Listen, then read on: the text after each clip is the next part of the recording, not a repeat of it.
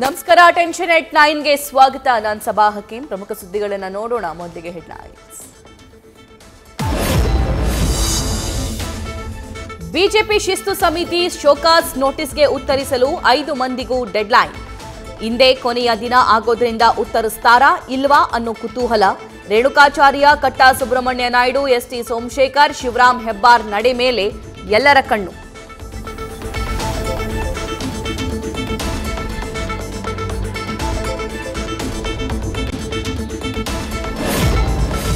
ರಾಜಣ್ಣ ಪುತ್ರನ ವಿರುದ್ಧದ honey trap case ತನಿಖೆ ಚುರುಕು. ಪ್ರಕರಣಕ್ಕೆ ಸಂಬಂಧಪಟ್ಟಂತೆ ಒಂದು ವಿಡಿಯೋ ವಶಕ್ಕೆ ಪಡೆದ CID.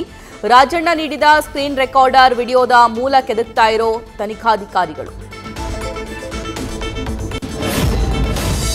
Honey trap ಕಹಾನಿಯ ಹಿಂದಿದೆಯಾ youth Congress ಕೈವಾಡ. ಸಿಐಡಿ ಪ್ರಾಥಮಿಕ ತನಿಖೆಯ ನಡುವೆ ಹೊಸದೊಂದು ಗುಮಾನಿ ಸೃಷ್ಟಿ. ಕೆಲ ಕಾರ್ಯಕರ್ತರು ಸಕ್ರಿಯವಾಗಿ ಭಾಗಿ ಶಂಕೆ. ಈ ಬಗ್ಗೆಯೂ ಮಾಹಿತಿ ಸಂಗ್ರಹ. ಜೆಡಿಎಸ್ ಶಾಸಕರ ಆಪರೇಷನ್ ಹಸ್ತದ ಬಗ್ಗೆ ಭಾರೀ ಚರ್ಚೆ. ಸಚಿವ ಸತೀಶ್ ಜಾರಕಿಹೊಳಿ ಭೇಟಿಯಾಗಿ ಕುಮಾರಸ್ವಾಮಿ ಚೆಕ್ಮೇಟ್. ಜಿಟಿ ದೇವೇಗೌಡ ಸೇರಿ ಕೆಲ ಜೆಡಿಎಸ್ ಶಾಸಕರಿಗೆ ಟೆನ್ಷನ್.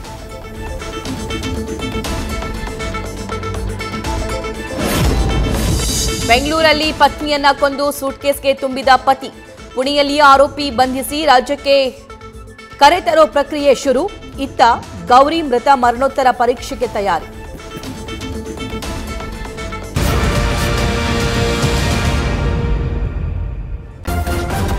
ನ್ಯೂಸ್ ಫಸ್ಟ್ ನಿರ್ಭೀತಿಯಿಂದ ನಿಮ್ಮ ಪರವಾಗಿ.